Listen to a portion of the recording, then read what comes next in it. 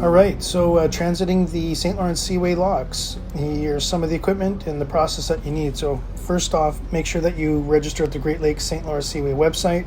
You book your day of transit in advance and you pay your fees online. You can't pay at the locks. You have to pay the US locks $60 in cash. So have exact change. You make sure you've got a VHF radio. Make sure you've got adequate fenders. It's quite possible that you're going to be raft tied, so have lots of fenders.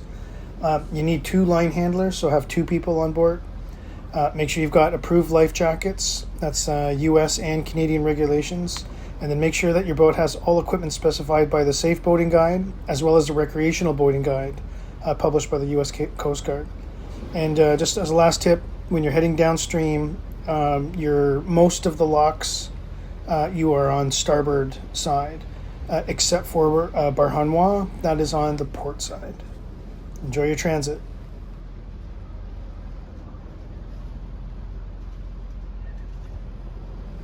Welcome to the Iroquois Lock, one of the key structures on the St. Lawrence Seaway. If you're sailing from Lake Ontario towards Montreal, and eventually to the Atlantic Ocean, the Iroquois Lock is the first lock that you'll encounter on your downstream journey along the St. Lawrence River. It's situated near the town of Iroquois, Ontario, and plays a vital role in managing water levels for safe passage. The Iroquois Lock was built and opened in 1959 along with the launch of the St. Lawrence Seaway. This project was a collaboration between Canada and the United States aimed at creating a navigable route linking the Great Lakes to the Atlantic Ocean. The lock was built to regulate water levels and manage the flow of the St. Lawrence River, which was crucial for ensuring safe passage for both commercial and recreational vessels. By controlling the water levels, the Iroquois locks help prevent flooding downstream and maintains navigable depths, making it a vital part of the Seaway's overall operation. Some facts on the Iroquois Lock. The Iroquois Lock is 24.4 meters wide, 186 meters long, with a depth of approximately 9.1 meters. So that's 80 feet wide, 610 feet long, and 30 feet deep, and that's over the sill. This makes it one of the smaller locks in the Seaway in terms of its physical dimensions, and it does not have significant elevation changes like some of the other locks. Managing water levels is particularly important during high water periods, as the lock helps control the flow and reduces the risk of flooding. A unique feature of the Iroquois Lock is that it usually involves very little change in water level, typically less than a meter. During our transit, the water levels on both sides were equal, with both gates open, allowing us to pass through without needing line handlers. It made for a quick and smooth transit. The lock is operated by a team of skilled professionals who monitor the flow of traffic and water conditions, making real-time adjustments as necessary. This level of control is essential for maintaining the Seaway's operational integrity, especially during peak seasons when vessel traffic is at its highest. For smaller vessels like sailboats, navigating the Iroquois Lock involves a few straightforward steps to ensure safe passage.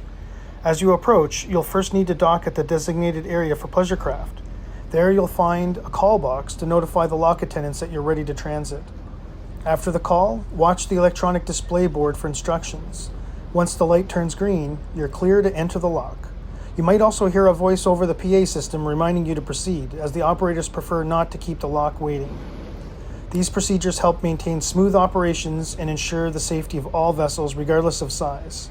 This lock is shared by both commercial and pleasure craft.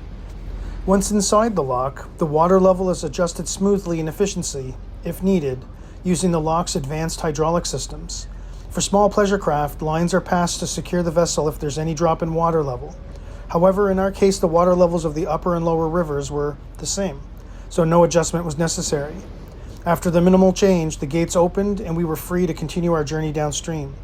As you exit, be mindful of the river's current, which can vary based on the season and the weather conditions. The Iroquois Lock may not be the largest or most complex on the Seaway, but it remains a vital part of the system, with approximately 2,000 vessels, both commercial ships and pleasure craft, passing through each year. These vessels transport millions of tons of cargo, reinforcing the Seaway's role as a critical link in international trade. The lock's primary function is to manage water levels and ensure the smooth passage of ships, contributing significantly to the efficiency and economic success of North American trade routes. Beyond its technical and operational significance, the The Iroquois Lock serves as a gateway to some of the most scenic and historic areas along the St. Lawrence River. The nearby towns of Iroquois and Brockville offer visitors a rich tapestry of history and culture dating back to the early days of Upper and Lower Canada. Brockville, often called the City of the Thousand Islands, provides not only stunning views but also landmarks like the Brockville Railway Tunnel and the Fulford Place Mansion. As you travel along the river, you can explore the area's deep historical roots, from its role in the War of 1812 to its importance in trade and in settlement.